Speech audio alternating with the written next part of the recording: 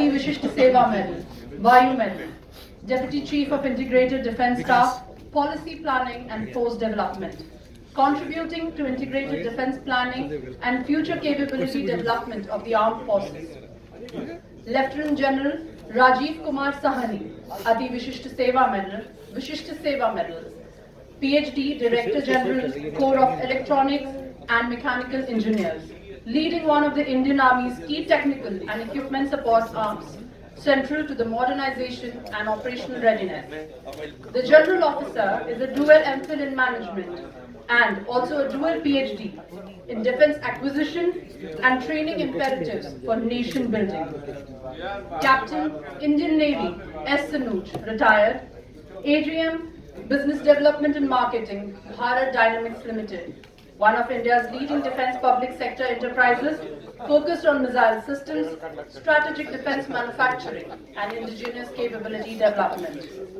Major General A.K. Channan, Kalam Vishisht Seva Medal, Sena Medal, retired, Bharat Forge, a key player in indigenous defense manufacturing and weapons and strategic defense solutions. I now invite the moderator and the distinguished panelists to please come on the stage. To guide through this discussion, may I now request Air Marshal Rajiv Sachdeva to kindly take the conversation forward.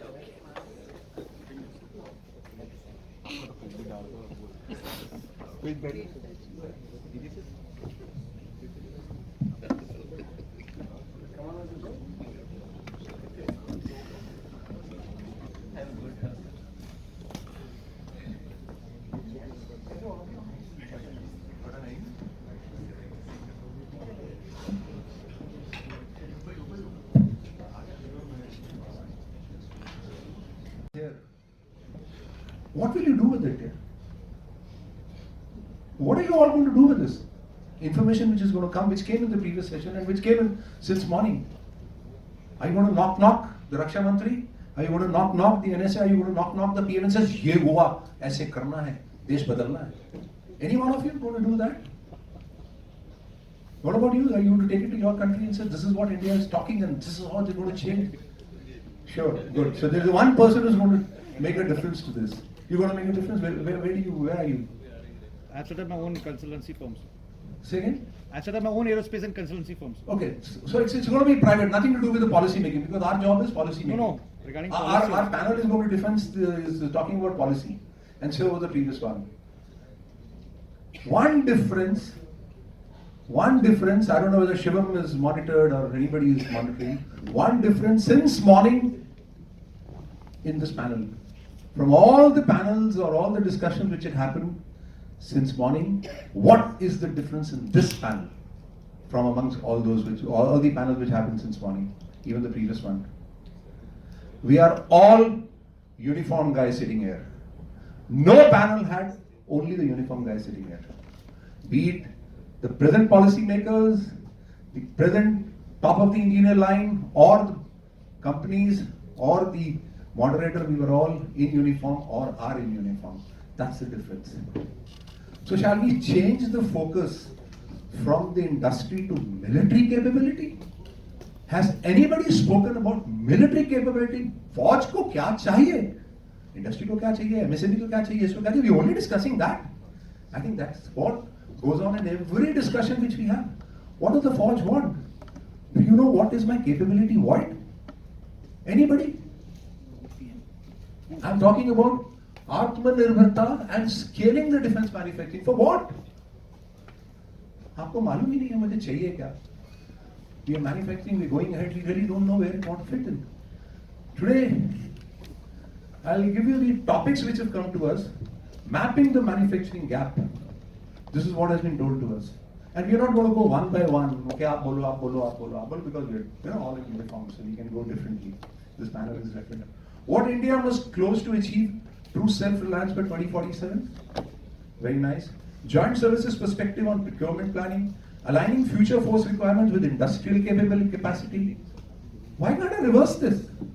Why doesn't the industry actually brings the requirement to what the forces want? How do we do that? Missile system, while driving down here, I just read that maybe the BrahMos is going to go down by 50% of its production in today's time.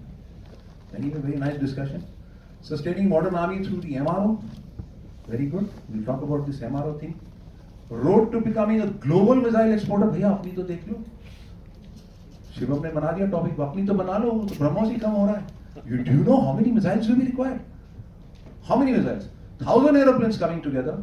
If my kill probability is X, Y, Z, I require 10 missiles to hit one aeroplane. That means I require 10,000 missiles in one go. How many do I have? How many do I require?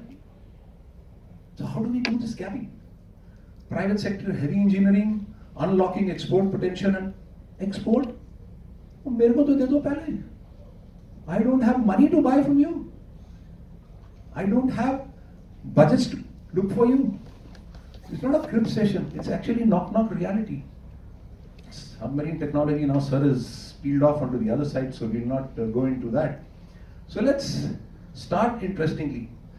Does my DAP 2026, which is about to come, stroke DAP 2020, which was once DPP 2020 draft, and DPP 2016 will remain with this because these are the three which are made with a thought with Atmanirbharta.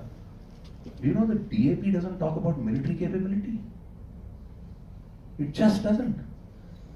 The aim and objective of DPP 16, which Mr. Manor Parikar went around the countryside and made, is exactly the same in DAP 2020, is exactly the same in 2026. Haven't you changed in the last 10 years, sir?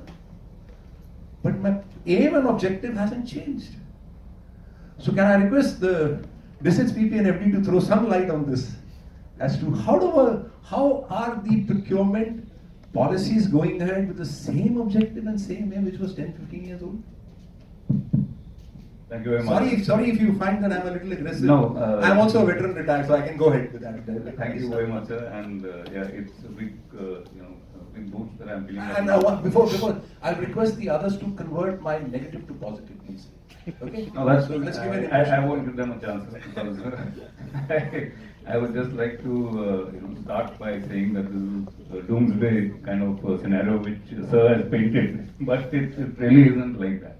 It really isn't like that, and not because I am in the slot right now, but there are a lot of things, and like the previous panel and all the discussions on the YouTube live when it was coming in, what has been discussed and described. So, what the military needs, we just had a brief precursor of that, the TPCR, which Jaisar has alluded to, and he's the one who started it, and it is fully on. And 2025 TPCR is online and available for everybody to see. It's fairly detailed, and the reason was, like we said, we have an LTIPP and we have a 10-year plan. So what the military needs is very clear, and it is listed down to the last pin. What is required over the next 5 years, 10 years. Of course, that is, it's a closed document, and we would certainly not like to share it with anybody because it gives out your present status, it gives out your gaps, and it gives out what you're going to get in the next 10 years to cover those gaps. So if I could see that for my adversaries, I would be very happy. So that's why it is never shown.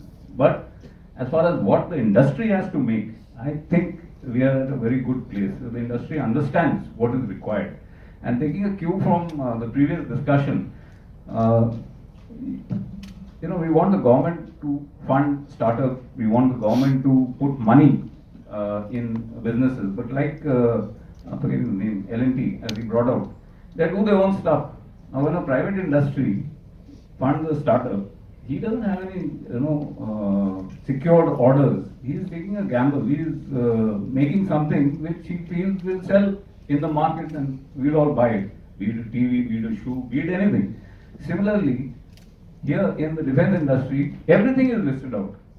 We are saying that this is what is required, and whoever has the capability, intention, or I would say the knack of doing it, the startups, we spoke so much about it. And just going a little off this track about the policy. Why is the policy, this policy statement, the need not change? The basic underlying policy is the same.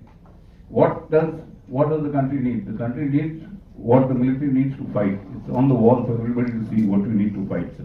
And it's very clearly given. How we can take it forward and what we are trying to do is we need to identify certain parts, certain capabilities which are cross domains. And instead of the 5,000 startups or MSMEs producing or taking the low-hanging fruit and going into that, we need to sector-wise earmark. You make this, you make this, you make this, and cross-pollinate it. That's how we can move forward. Spiral development we've always spoken about. And as far as the industry is concerned, before we go and hand over and I come back to what I want to say, I want to say there are some very good things. Our strength today, and I'm sure our previous speakers have also covered this, is software programming. And it is being capitalized by the defense. I can talk about the Air Force, the Army, the Navy. Our software programming is our strength and it is being capitalized by the defense services, all three defense services in a major way. Bell is here, I keep interacting with him, you know each other pretty well. And they are harnessing this from the country and we are using it. So this is our strength and we are developing it. Hardware, yes, we have got a lot of gaps right now and we are catching up. The semiconductor mission, which we just talked about. To jump to another thing, and this is the next aspect that I just want to cover, is leapfrogging. We say we got a technological gap. Yes, we have a technological gap. We are talking about space. We have reached Mars, yes, but we don't have 1,000 satellites in the air where I need them. But there are issues, not issues, there are certain key capabilities. If we focus on that, which we are, we can leapfrog ahead. And that is what is required right now. We need to short circuit our advancement. If the US has taken 40 years or 50 years to reach where it has, China has cut it down, they have caught up in the last 30 years. We've got the next 10 years to do it. And that is how we have to look at it and move at it and look at technology where we can leapfrog it. So I hope I have allayed some of the fears that you have put across to the audience. It is not as grim as it is. We are in a, I would not say we are in the ideal place, but we are on a trajectory, a very good trajectory, and we need to stick to it. And that's what I would like to say. I'll take on from there. 6 years ago, I was in the same seat where he is today. And when DAP 2020 was being written, I was the co-author to that, so don't worry. It was just a trigger action which I gave to you. Now he's there when the new DAP 26 is going to come out. And I went for one of the DEF expos where I met about 100, 150 startups and MSME. They all said, "Sir, please come to my stall, please come to my stall and see what I've got." I said, "Listen, if you've come to this DEF expo, spent money and you got a product here, I know it is good. बेचेगा कैसे? Because my DAP doesn't permit you to sell it to me. बेचेगा कैसे?" That is when I requested Mr. Bhatia. I thought he was going to be there with us today. He's last minute not been there. He was with the SIDM that time. I said, "Sir, why don't you write a DAP?" He said, "What do you mean?" I said, "Why don't you write a DAP and say, ऐसे बेचेंगे हम आपको. ये हम बना रहे." Anyway, we'll come to that later. I think I'll shift to the next uniform journal with us. We have the largest inventory of ground moving equipment under him today in India. No other industry, no other, this thing has got that much. How does he keep it serviceable? How does it keep it going for war? You know what? The Air Force is changing over to a concept of PBL, performance-based logistics. That means if you've given me 100 aeroplanes, I want 80 of them every day flying. How will you do the logistics? Is your headache. Tell me how much money do you want? In very simple terms. How is the army going to do it when the MRO comes in? And Rajiv, I'll throw a question here itself within that. Fine, MRO, you're using the private industry, private players coming in. Will they hold your hand when the war starts? Because that is why we started our workshops. that भैया लड़ाई में तो ये आएगा नहीं है भैया, मेरा तो पेट में दर्द हो रही है, हम नहीं जाएंगे, तुम्हारा काम है, तुमको तनख्वाह मिलती है, लड़ो.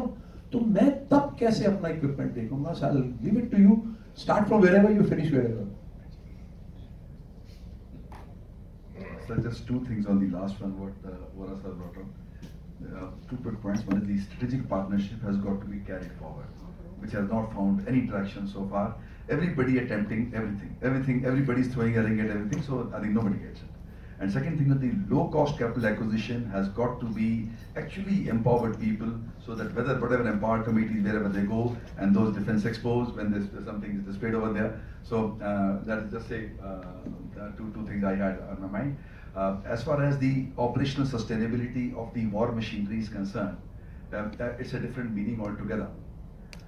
In fact, weapons or the combat machinery, irrespective the three services, they are themselves at dilemma. Because of the operational information system, what Bell brings it in, whole lot of sensors put in, whole lot of networking brought in. All those targeting mechanism. So weapons, the pressure is very high on all combat platforms. Engage, spot on. First salvo effectiveness absolutely compressed. So just be there. And secondly, give it to your adversary also. He's having almost all the system there also. So when this weapon platform gets hit, when it goes down, then have that kind of a combat force regeneration on its own, so that it resuscitates and comes up. So this dual thing is making actually for the maintainers' jobs absolutely difficult. So as I say, the acceleration is the new readiness. So what Sir was trying to bring out, Sachu sir, that it's not about they or us, it's all hands on the deck. So together only we can make it. No more those vendor-based vendor support syndrome. It's a very, very superior co-joined, co-positive partnership. We bring in the infra, the skill set, the reach to the forward area, and the MSMEs or the industry or the DPSUs, they definitely bring in the tech predominance, and a whole lot of manufacturing bandwidth along with it. Recently, it was in the open domain. We went in for Pinaka, a work share model. L&T, you're there? Okay, must have left. So L&T and Dassel. So when we brought it in with our base workshop Merit, so it was almost a 50-50 partnership. So imagine that virtually when the two regiments are supposed to be done in that time frame and that money, together we were doing it, 4 of them. So virtually we had accelerated by cutting down the time, by cutting down the resources part of it.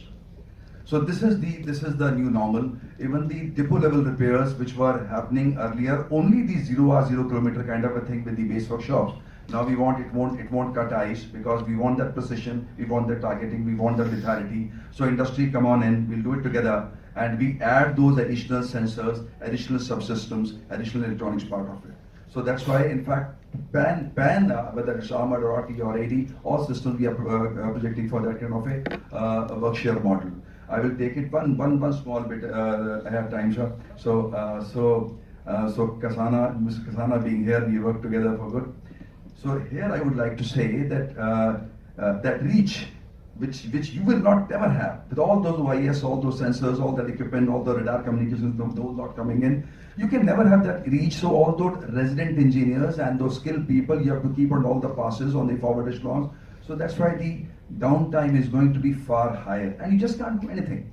So that is where, in fact, I'm speaking to Manojan also on this, that we need to collaborate big time. While you give me the digital dashboards, that what kind of a spares you're holding where. Rest you leave it to me, that I'll pick it up from there, and I have a good skill set. At the farthermost, actually with the firing units itself, on the firing mounts itself, I'll get them going. So this kind of a collaboration is what we're looking for. Those service level agreements can definitely be well carved out. So I think if this kind of a co-joint efforts are done, that is the only answer, Sachu sir, that how we can really maintain this whole thing better.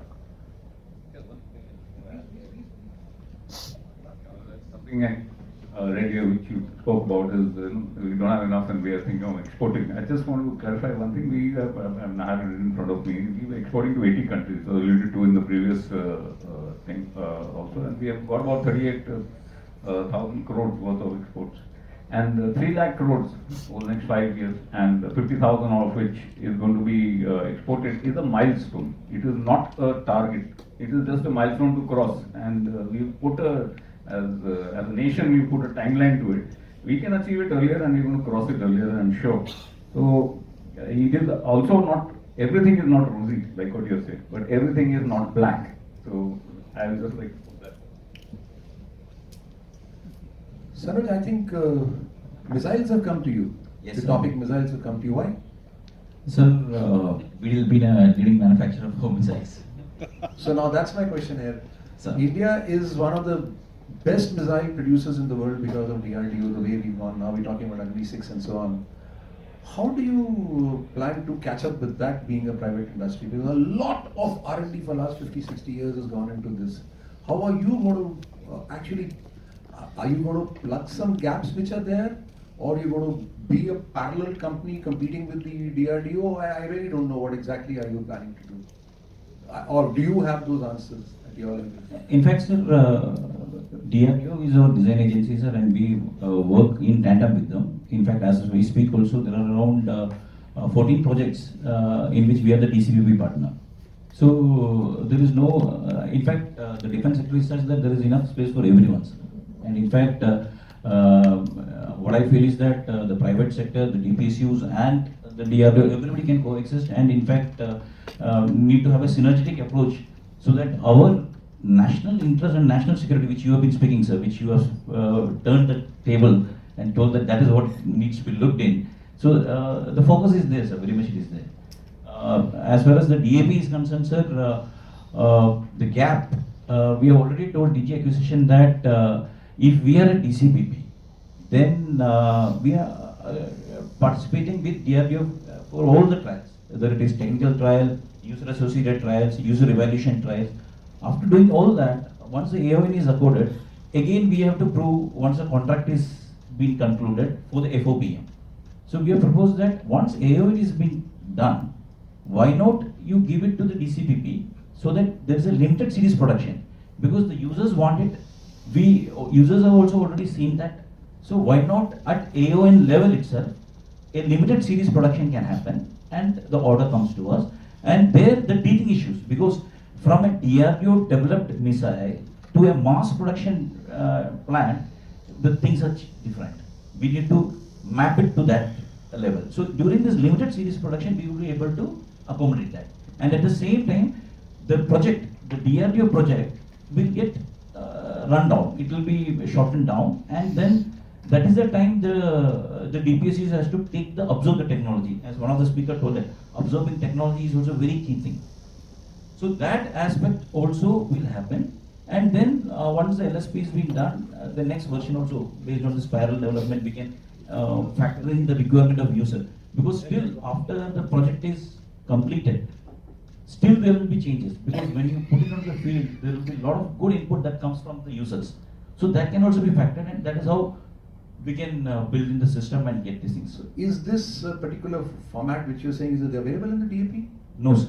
So none of them put their hand up when they said that they can do nothing with what we're going to discuss. But by 15th of March, I think you were supposed to tell the DG Acquisition what you want changes in the DAP. I hope your company is We are factoring, sir. We are talking, sir. So that's the way to go.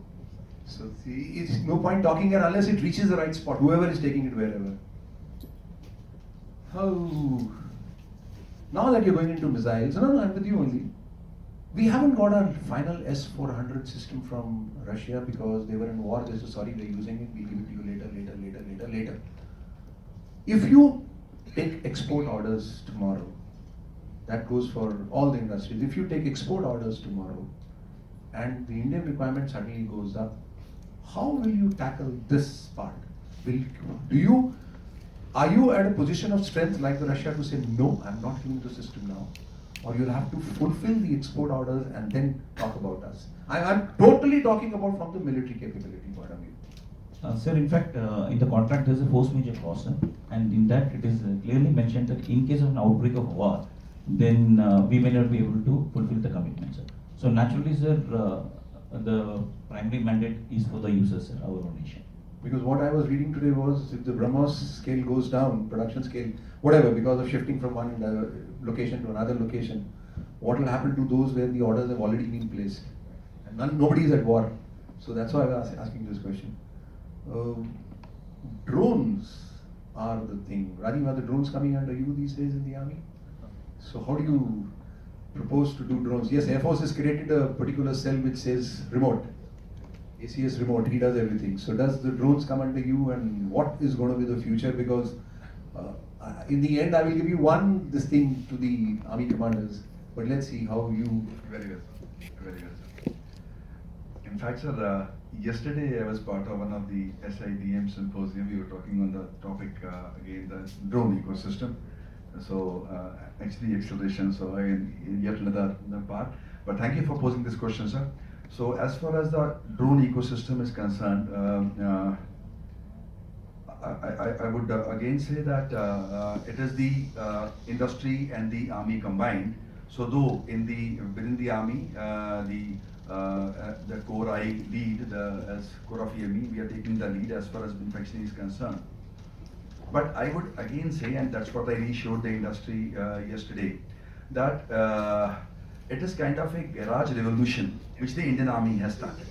And it is not only core of EME, it is all arms, all formation put together. So we have taken on ourselves that kind of a speeding up is required with a kind of a groundswell, capturing the operational requirements of the formation commanders, with Sidur 1.0, behind us, and some lessons learned from there too. So there's a need to definitely accelerate. However, as far as the industry is concerned, they must take solace in that it is actually 1090 or 2080 in their favor. And whatever 10 or 20 of that low cost, low tech things, though the numbers are definitely going beyond the roof, I will not quote it here maybe, but those numbers, whatever is the component supply chain required, that again ends up with the industry only. So it's a double whammy for them. So in fact yesterday the whole lot of display, very nice, the industry is adapting to it, that they are ready with those kind of a component level supply chain and a pretty resilient supply chain, and to be provided to the forward-most edge of our formations, of our workshops or the center of expertise which are there. So that part is being done well. And so in that drone ecosystem, so the takeaway for industry, which I showed yesterday, and that is actually, they also see the logic into that, that actually some kind of a runway has been prepared by the Indian Army itself. And that runway comprises of assurance in terms of near about 84 odd center of expertise where the drones pan India are being fabricated and manufactured. They are near about 10 to 18 per command it comes to. Close to 1,500 skilled people who are manning these 84 facilities, including the officers who are MTech in the all related fields besides drones, that's whether it's data sciences or AI or ML or robotics or quantum. So all put together to make drone, even with the low cost and the low tech, a deadly option which can be utilized by my frontline commanders right up there. At the same time, aligning with the national missions, the Chief of Army Staff has ensured that we get aligned with the MEDI as far as ISM 2.0 is concerned, so that all the strategic component sourcing that happens to the Army or its ancillaries or the industry which is collaborating with us, whether it is STM32 or the BLDCs or the speed controllers and more of it. And we have seen that happening in those kind of a pager kind of attacks. So no more that you can seek these kind of a chips from anywhere. So there has to be some kind of a strategic tie-up for which MATI has definitely come along, and that should be happening.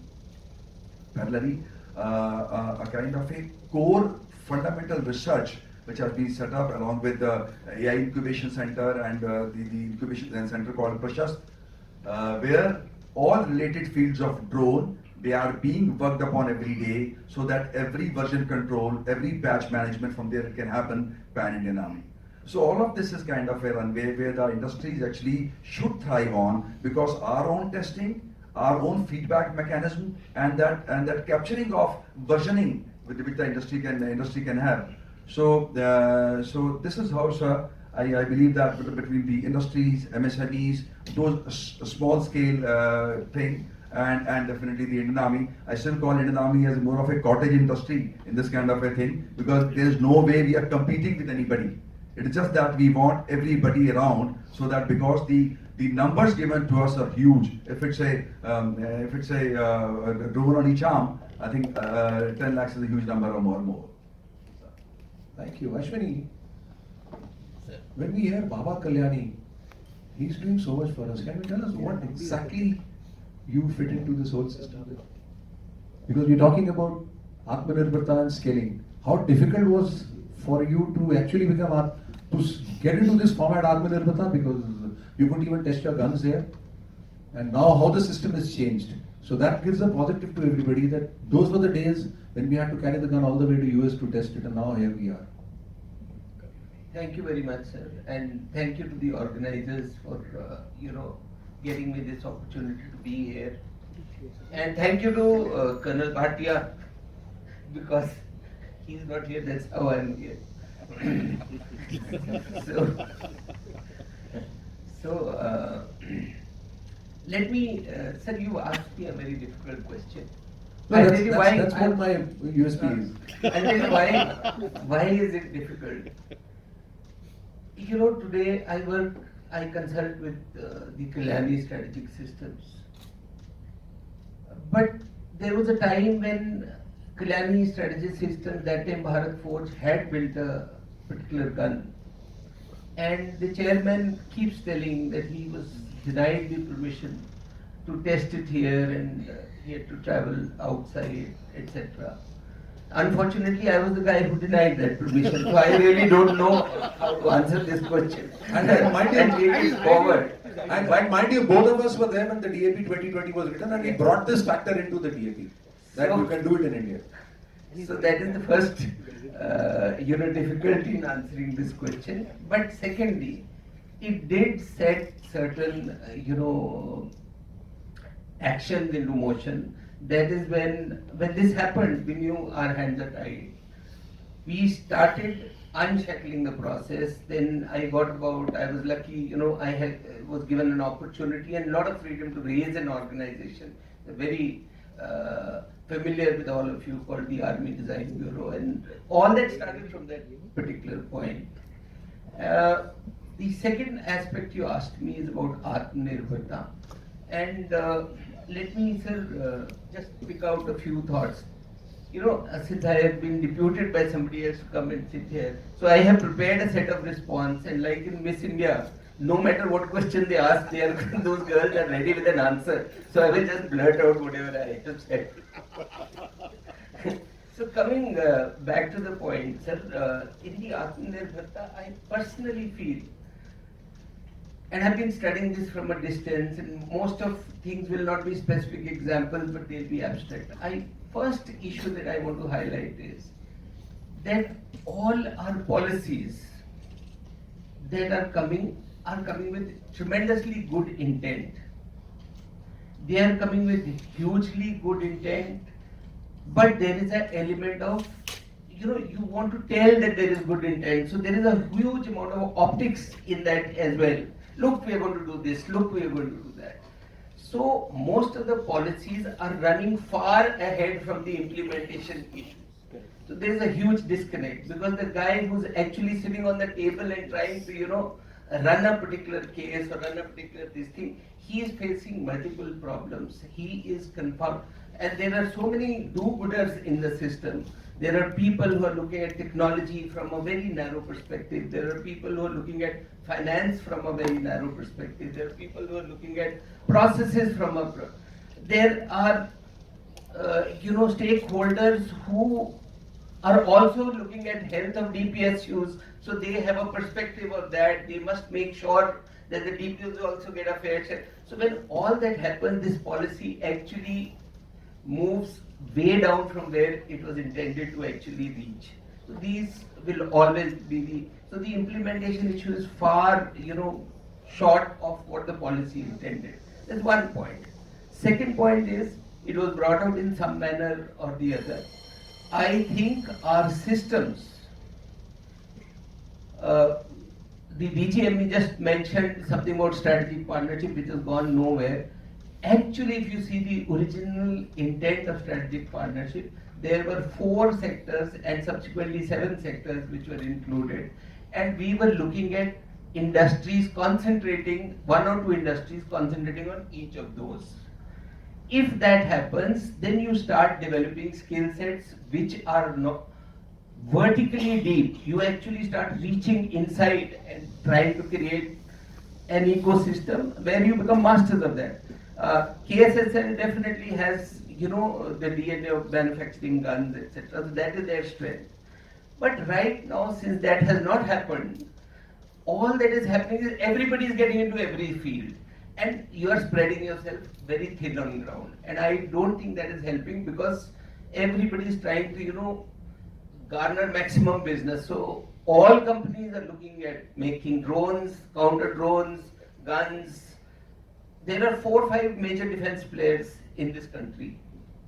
Major ones, the OEMs or the lead system integrators, defense price, whatever you want. All of them are responding to the gun program. That's not a fair thing. Even if each one gets one program each, it spreads your capability thin. So I think we need to somehow, I don't know how we do it, because the system is open. But we need to somehow narrow these down to capabilities which are rested with a few, and they become champions, the concept of national champions. That is the second issue that I wanted to highlight. The third, and this may be an issue that is my own, but I've been actually sitting on it for a very long time. Sir, we need to look at things from the perspective of how the larger system works. I will give you a very small example. If I were to tomorrow go in to manufacture the next tank, next helicopter, next gun system or whatever in this country, I will have to build a business model over many years. So what I will do is, there is a finite need of 2,000 tanks. So I will set up a huge complex which will make 2,000 tanks over next 10 years. The model will be such that in the 11th year, the first lot will come in for their mid overhaul or whatever you call it. And then for the next 10 years, the first overhaul will happen. And the next 10 years, the second overhaul will happen. And that is how I am able to sustain my entire this thing over next 30-40 years. That is how I can generate skill sets. That is how I can actually create that capability which is lasting and deep. Unfortunately, because somewhere this cycle trips a little bit, the army or the navy, they start creating their own capabilities in-house to overhaul tanks, etc. While it is giving immediate good to the system, what is happening is that larger thing gets disrupted, that cycle. Those floors get vacant. Out here when people come, these capabilities that are created lack the requisite spares, etc. So both ways we tend to suffer. We need to kind of align this much better to take this forward.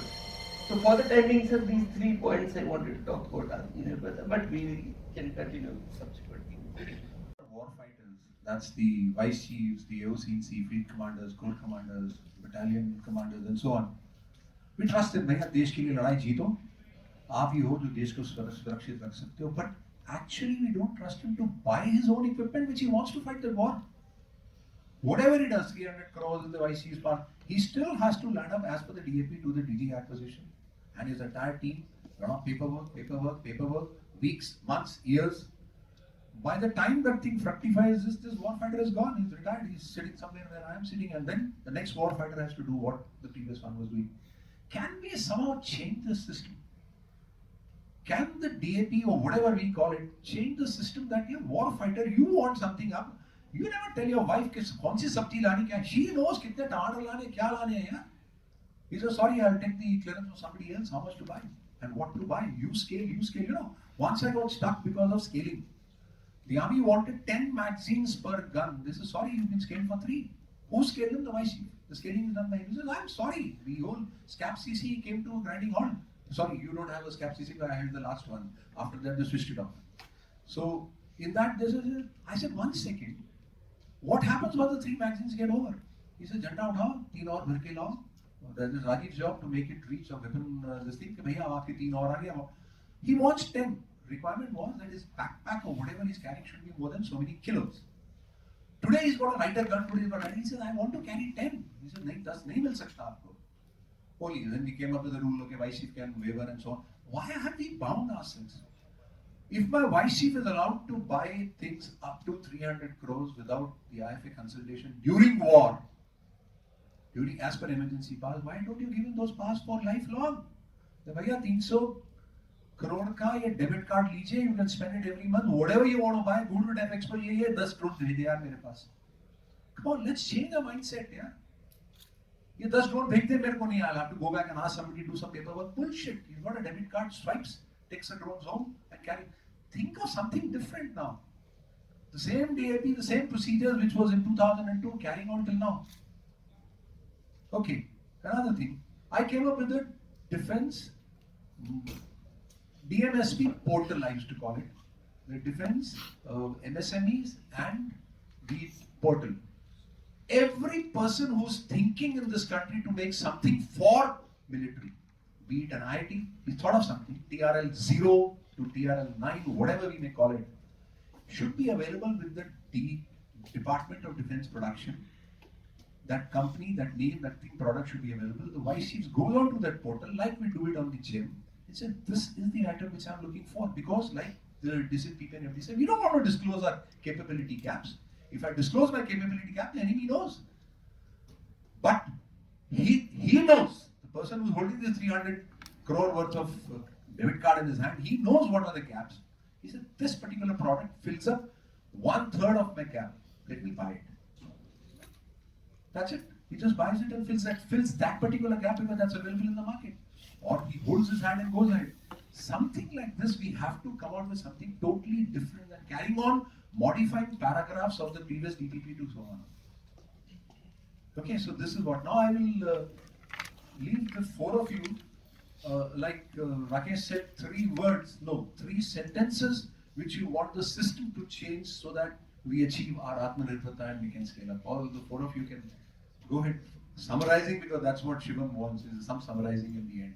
So whatever you have in your heart, because we've written a lot. When we come for the seminars, we write a lot, but we get only this much time to talk. So three sentences or three this thing for you. Okay, take it from you there. So there's three aspects that I would like to bring out. One is the policy. More than the policy change, it is for the industry. Right now we are looking at stocking, and we've all been talking about stocking. And we say orders, okay, these many, this is stocking. Like we spoke about you can anything. This is a stocking.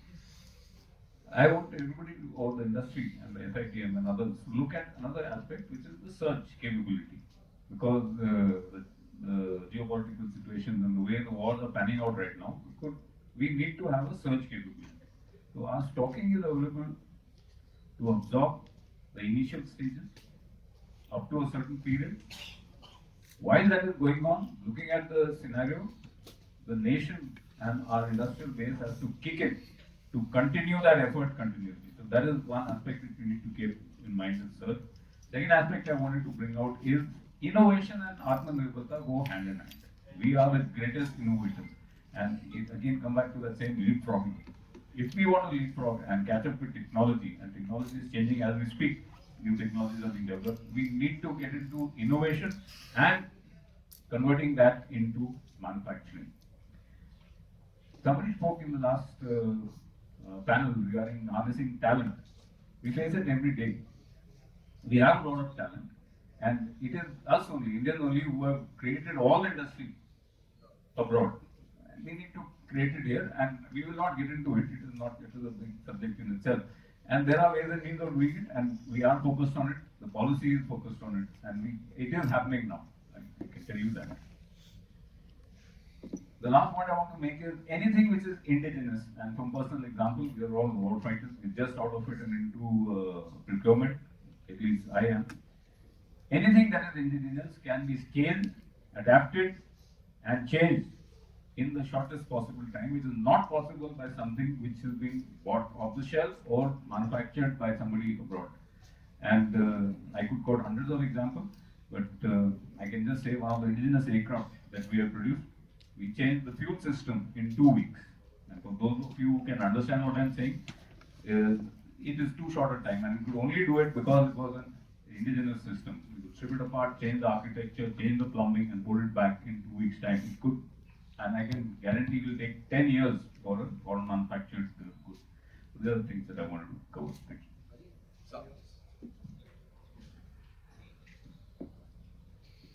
Sir, if the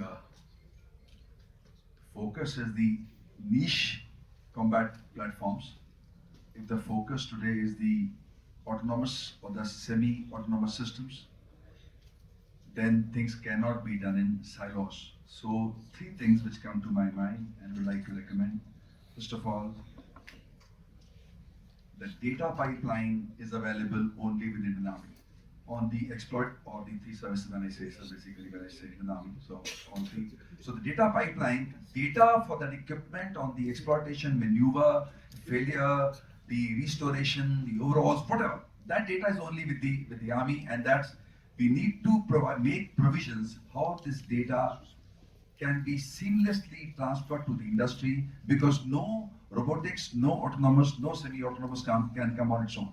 So we have to have very perfect platform to share that on-prem, whichever thing you want to do. And if it is on-prem, then it will be required that some kind of a provisions that industry can work with some kind of a brownfield projects right inside with the own service factories. That is whether they are naval dockyards or they are BRDs or they are army-based workshops all put together. And thirdly, there have to be some kind of a actual provisions where if you are very sure that the technology and the capacity lies here in the industry, and now we should be able to have some strategic partnership immediately pronto and get the things done in the timeline, otherwise not possible. Sir, in the morning, Air Chief Marshal told that from conceptualization to the capability and from capability to capacity, if it happens at the fastest means of time, that is a time we have an edge over this. The NASV, Joshi had told that the processes are the biggest dilemma which we need to circumvent and see how we can shorten it. The DG, Dr. Chandrika, DRDO, had told that it takes 10 years, almost a decade for a system to get indexed. And here again, we all resonate each other with respect to the problem. We are all well aware that this is a problem, but we couldn't speak how to mitigate that problem. So one possible thing is that, sir, at a national level, can't we have this project-based identification? As sir was also bringing out, everybody are jumping into everything.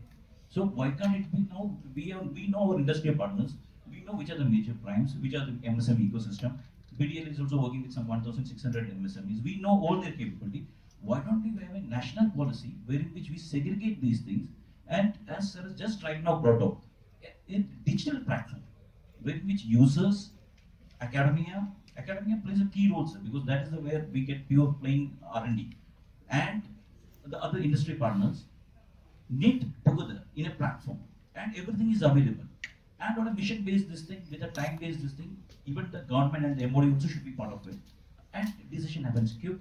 The digital platform does the backbone work, and we get the results in the time-bound manner. That's what I would like to recommend. Sir, two very quick points, recommendations. First is calibrating the approach, sir. We have to take a very deep introspection, understand where we are, and then the policy that we put out must be calibrated towards it. For example, today buy Indian means 60% content should be Indian. It is applicable across the board to every particular product that you look at. Maybe, sir, when we talk of vehicles, military vehicles, we could actually say buy Indian means 90% indigenous content. When we talk of artillery guns or similar, we could say 70% could be indigenous content. When we talk of SDR, there is no way in this world that you can have 50% content in a buy Indian case. It cannot happen. We don't have the capability. No chip is being made in India. So I think the policy has to get realistic and has to be calibrated. For this group of this thing, this buy Indian means this. For this group, buy Indian means this. For this group, buy Indian means this. That is the way forward, and that is how we will probably move on. So that can keep changing every year, every 5 years. You can add another 10% to it or whatever. But yes, we need to be realistic. This works for some, and it actually is hugely detrimental for something else. That is one part. Second part is a small appeal, sir. I don't know how it happened, but I was part of the first DPP in 2001, and from 11 onwards, I was part of every DPP that was written. So my simple request is, since I've gone through so many life cycles of this document, every time I come up with a problem, like there is a physical procurement case, which let me call it an incident for you. There is a procurement incident which I'm not able to get through. My immediate reaction is in the next DAP add a paragraph. Now that paragraph solves that problem in the past, but creates 10 more in the future. So for God's sake, let us not make these documents exhaustive. I am only adding paragraphs so that I totally, avoid interpretation. I think we should thin out this document. That gives me leeway for interpretation, but it also gives me huge flexibility. So I think the next emphasis should not be to increase from 738 pages to 2000 pages. I think it should be to somehow bring it back to some 40 odd pages. The GFR is just 12 pages. And the whole government of India works on it. That's all. Yeah, Thank you. we've gone up from 651 pages to 750, and some more are yet to come up with the DAP 26. So I think this was one of the suggestions which you gave to me, that let's have IC in a different format. It is a proper 54-page I document. heard about that, because that's a very nice document which you gave them. How can you have across the board same policy for every equipment? Okay, we have some time. We'll leave it open to the audience, and feel free. It's open to all of us. Yes, Rubina.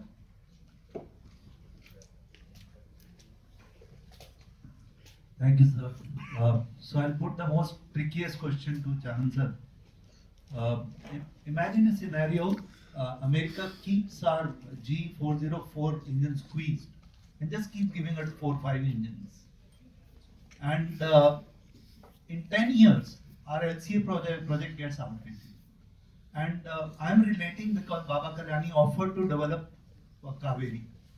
Don't you think that we need to come up with a Kaveri 2 plan with 6 to 10 years of timeline to industry like Baba Kalyani to develop an indigenous aero engine, because 120 kilonewton engine being developed in Saffron will not power LCA. That's question for you, sir. So for you about drone plan, how is Indian Army ensuring interoperability of drones being acquired by various formations of Indian Army? One. Secondly, what is the indigenization roadmap of critical systems of Indian Army? Third, how do you validate, who certifies that it is indigenous design, especially critical systems? And last for Vora sir. We try services are undergoing reforms, and if you look at PLA, they have R&D vertical. CMC has got an equipment development department. US Army, Air Force has got AFR and ONR, and they don't take over the job of industry.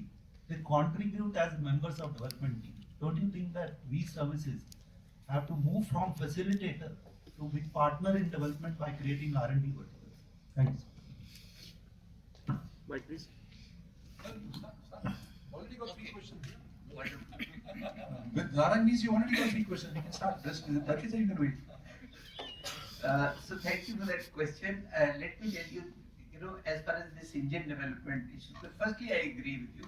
We need to actually look ahead. We have to actually invest in whatever is the gestation period. We have to actually look beyond and invest in technology that will probably emerge at that stage and are right now in green shoot phase. That point I agree, but you please understand that we are at this moment looking at aerospace and looking at even tank engines in a very big way. But the challenges that come across are 2-3. Firstly, it is a very long development cycle. Even for a simple thing like a tank engine, aircraft engine is far more complicated. Secondly, a lot of talent, lot of technology, lot of tools, lot of test benches, lot of simulation modeling rests outside, and nobody is very easily giving us all this because they don't want to create competition for us.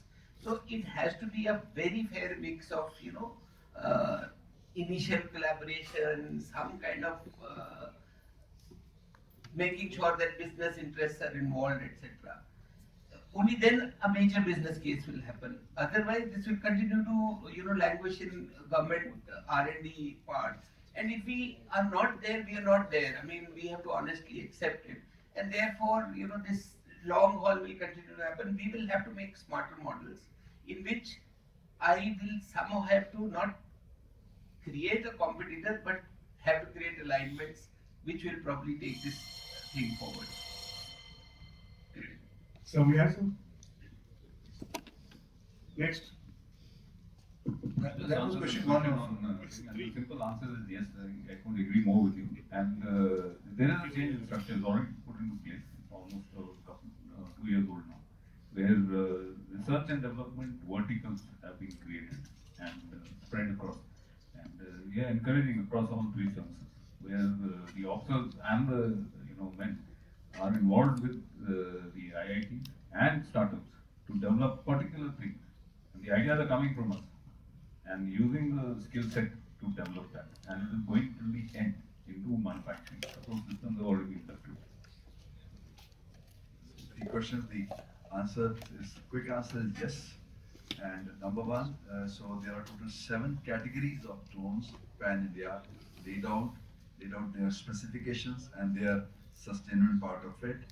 Also, as far as the forensics for both the active and passive components, including the software, the embedded, the firmware, the backdoors, so adequate amount of stores built up with the core, so that even when we are buying the capital stuff, each thing is passed through those kind of parameters. Thank you. So we like the Mola, when you call out the number, somebody has to say yes. The 2 of you only put your hands up, so rest are now off.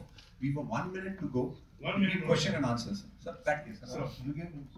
So what Chairman said, new model. So question to the 2 serving officers only. Captain Sanu said 10 years induction cycle. And Marshal Sandev said debit card model. What is happening in Ukraine? The CEO is actually buying whatever he wants. Number one. When he runs out of money, he puts up a whole shout for crowdfunding. The citizens fund him and he buys it. This is one part. The induction cycle for a new equipment is hardly 3 weeks. So do you think you should send a defense delegation with you all and the IFA and everybody to Ukraine to learn something from them? So they're going to change the Ukraine model if you send the IFA. I'm saying let the YC who's the war fighter, you will trusted him to fight the war, please trust him to buy his own equipment. Sir, thank you. But having gone through one latest Sindoor, and before that Balakot, I can tell you things are changing. I can't say that they are like this in 3 weeks and we will to induct an equipment. But on the field, yes, I can induct it in a week's time. If I need something. And funding is a different. It's not yet in this credit card fashion. You can go and pick up. You are as much aware as I am. He is aware. We are all aware how it works.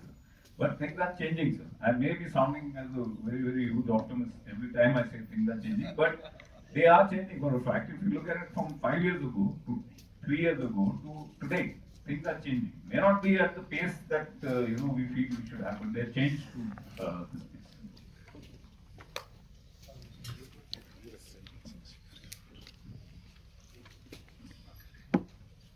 Good evening, sir. Good evening, sir. We just about winding up. No, we've had a very, like we were just talking about things that are changing. I was distance PP and FD when we didn't have a CDS, and I was DC PP and FD when there was a CDS. So things are changing, and I've seen that change happening. Though I started with a very negative that we need to change with a big force. So yes, the present distance PP and FD is here, and things are changing. Yes, with the wars happening around, the acceleration of this change has to be much faster.